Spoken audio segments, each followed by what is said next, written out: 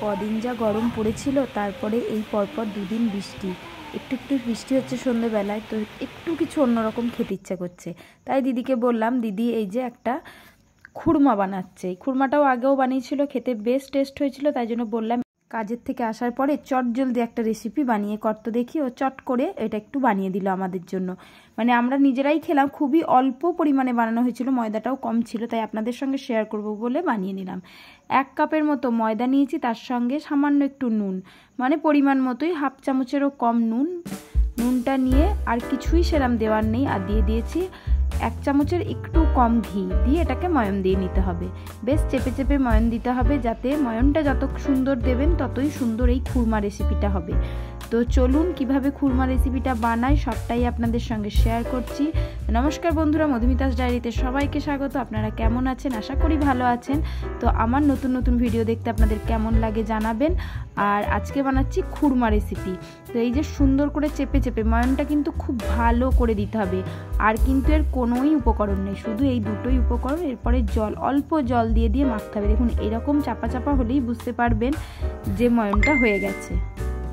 এরপর দিয়ে দেবো জল, মানে খুব অল্প পরিমাপের, যেহেতু এটা জলও দিতে হবে খুবই অল্প পরিমাণে। তো জিনিসটা বেশি হলে জলটা একটু বেশি দিতে হতো। আর এটা কিন্তু শক্ত শক্ত করেই মাখতে হবে, কোনো নরম বা কাদা কাদা করে আটা মাখার মতো মাখা যাবে না। এটা আমি করছি ময়দা দিয়ে, এটা ময়দা দিয়েই বেশি ভালো লাগে। তো দেখুন কারা কারা খুরমা খেয়েছেন, বাজারে বা ট্রেনেও পাওয়া যায় দেখবেন ছোট ছোট। আর আমাদের এটা ঘরে বানানো, বেশ স্বাদ হয়েছিল, কোনো অম্বল করবে না। আর বৃষ্টির দিনে একটা মানে পারফেক্ট খাবার বলতে গেলে এটা, খুব অল্প সময়েও বানানোও হয়। এই যে অল্প অল্প করে জল নেই, প্রথমেই বেশি করে জল দেওয়া যাবে না, আর অল্প অল্প করে জল দিয়ে ডোটা খুব শক্ত একটা টাইট ডো বানাতে হবে। পুরো আটা মাখার মতো নয়, রুটির মতো নয়, বা লুচি ময়দা মাখা ওই রকম নয়, কিন্তু একটা টাইট, আপনাদের দেখিয়ে দিচ্ছি কতটা টাইট হবে। এই যে মাখতেও যেন কষ্ট হচ্ছে, অতটাই টাইট ডোটা বানাতে হবে। তো আর এটা কিন্তু কোনো ঢেকে চেপে রাখার কোনো সিস্টেম নেই, ইনস্ট্যান্ট বানানো যায়, খুব চটজলদি হয়েও যায়। মানে কিছু একটু অন্যরকম খেতে গেলে এটা কিন্তু পারফেক্ট একটা রেসিপি। তো চলুন খুব সহজে কিভাবে বানানো হয় ঘরে খুরমা, সেটাই আপনাদের সঙ্গে শেয়ার করছি। দেখতে থাকুন, আশা করি ভালো লাগবে। ভালো লাগলে লাইক কমেন্ট শেয়ার করে দেবেন। আর কি কি ভিডিও দেখতে চান, কি রেসিপি দেখতে চান আমাকে একটু জানাবেন কমেন্টের মাধ্যমে, চেষ্টা করব সেই রকমই কিছু বানানোর বা করে দেখানোর। তো এই যে দেখুন ডোটা কেমন একটা টাইট শক্ত ডো হয়েছে না, বেশ সুন্দর মসৃণও কিন্তু ডোটা হয়নি, কারণ বেশি টাইট হলে কিন্তু খুব মসৃণ হয় না।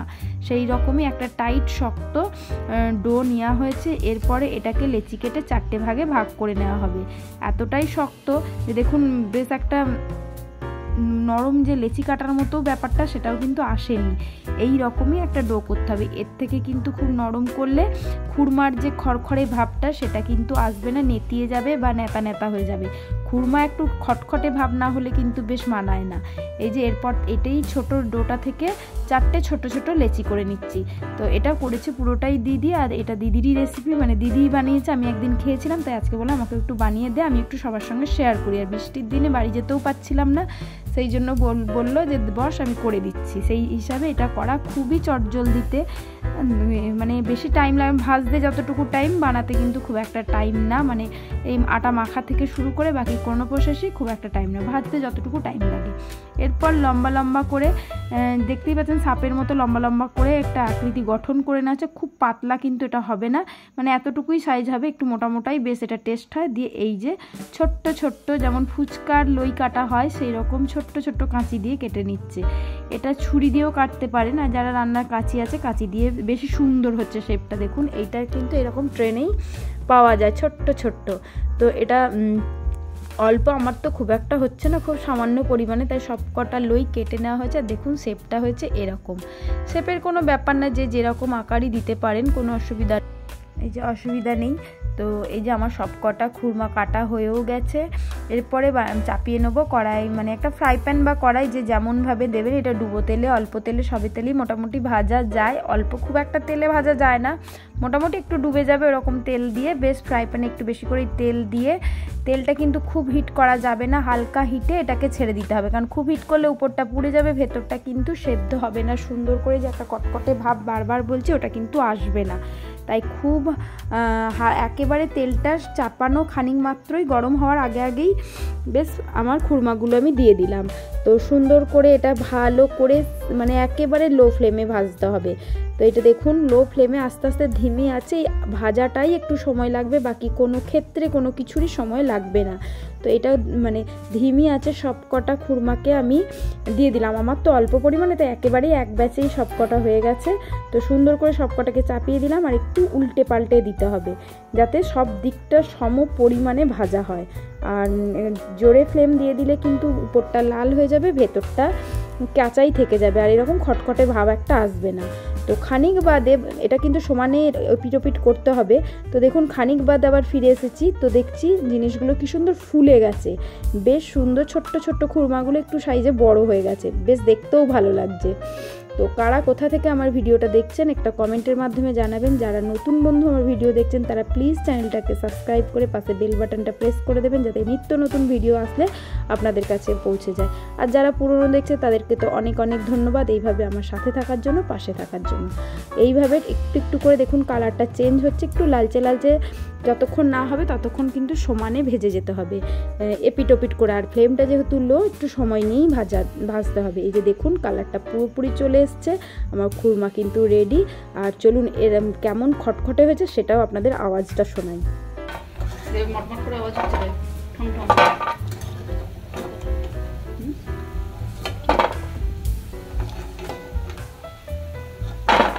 সুন্দর শব্দটা শোনা যাচ্ছে, যে এই যে খটখটে একটা হয়ে গেছে ব্যাপার, মটমটে আওয়াজটা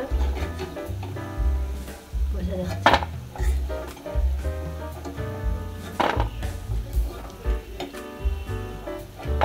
শুধুও খাওয়া যাবে চায়ের সঙ্গে।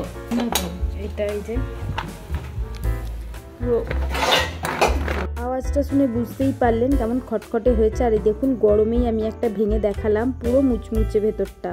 তো এরপরে কিন্তু এখানেই শেষ নয়, খুরমা করতে গেলে একটা চিনির শিরা বানাতে হবে। তো এখানে ফ্রাই প্যান নিয়ে নিয়েছি, যেহেতু আমার খুরমার পরিমাপটা কম ওই জন্য চিনিটাও অল্প নিয়েছি। আর একটু দিলেও হয়তো একটু ভালো হতো, কিন্তু এটা আন্দাজ করে কম বলে একটু বুঝতে অসুবিধার জন্য 1.5 চামচের মতো চিনি দিয়েছি, আর খুব সামান্য একটু জল। আর এটা কিন্তু এই যে শিরাটা বানাবো এটা কিন্তু একতার বা দুতার হওয়ার কোনো দরকার নেই, চিনিটা গলে গেলেই হবে। এটাই হচ্ছে সবচেয়ে বড় কথা, চিনিটা গলে গেলেই হবে। এই যে চিনিটা সুন্দর করে প্রথমে গরম করে ওই ফ্রাই প্যানের মধ্যেই নিয়েছি, তেলটাকে বের করে নিয়ে। তো এই যে সুন্দর করে এটাকে গলে জলটাকে ফুটিয়ে নিলেই চিনিটা বেশ সুন্দর গলে যাবে, তারপরেই দিয়ে দিতে হবে পুরো খুরমাটা। তো এই যে চিনিটা দেখুন আমার পুরো গলেও গেছে, ফুটেও গেছে। আর একটু চিনি দিলে আর একটু বেশি ভালো হতো, যেহেতু আমি মিষ্টি খুব একটা খাই না সেহেতু ওই জন্য কম চিনিতে এটা করা হয়েছে। তো এই যে এরপরে খুরমাগুলো সব ওর মধ্যে দিয়ে দেওয়া হলো। শুকনো খেলেও যেই একটা ভাজাটা খেলেও বেশ গজা গজা একটা টেস্ট লাগছে, আবার এই রকম যদি রসে ভিজিয়ে বা শিরায় দিয়ে করা হয় সেটাও আর একটা আলাদা রকম টেস্ট। অল্প অল্প মিষ্টি, অল্প অল্প নোনতা, খেতেই বৃষ্টির দিনে সঙ্গে এক কাপ চা, আর কিছুই চাই না। তো এই যে দেখুন রেডি হয়ে গেছে খুরমা প্রায়। আর একটু গায়ে মাখা হলেই, আর এটা কিন্তু চিনির শিরা দেওয়ার পরে সমানে নেড়ে যেতে হবে, প্রতিটা পিঠ যেন সুন্দর করে ওই চিনির শিরায় পুরো জায়গাটা পায়, কোডিং হয়। তো দেখুন আমার হয়ে গেছে। এটা আরেকটু সাদাটে হলে ভালো হতো, কিন্তু আমরা তার আগেই নামিয়ে নিয়েছি। এই যে কিছু কিছু সাদা এসে গেছে, কিছু কিছু লাল লাল হয়ে গেছে। এটাই হয়ে গেছে আমার খুরমা রেডি। আজকের খুরমা রেসিপি কেমন লাগলো জানাবেন। চলুন বাইরে ঝমঝম করে বৃষ্টি হচ্ছে এদিকে, আর আমার রেডি হয়ে গেছে খুরমা। তো চায়ের সঙ্গে এই খুরমা অসাধারণ, আর এইদিকে চলছে বৃষ্টি। তো চলুন আজকের ভিডিওটা এখানেই শেষ করছি। ভালো লাগলে অবশ্যই লাইক কমেন্ট শেয়ার করবেন। এই যে ভেঙে দেখাই একটা খুরমা, এই যে দেখুন কতটা মটমটে হয়েছে ভেতরটা, আর উপরটা রসালো, বেশ সুন্দর খেতে হয়েছিল। কিট্টুও খেয়ে বললো খুব টেস্ট হয়েছে। তো আজকের ভিডিওটা এখানেই শেষ করলাম। টাটা বাই, ভালো থাকবেন, সুস্থ থাকবেন, সাবধানে থাকবেন। এখানেই শেষ করলাম, টাটা।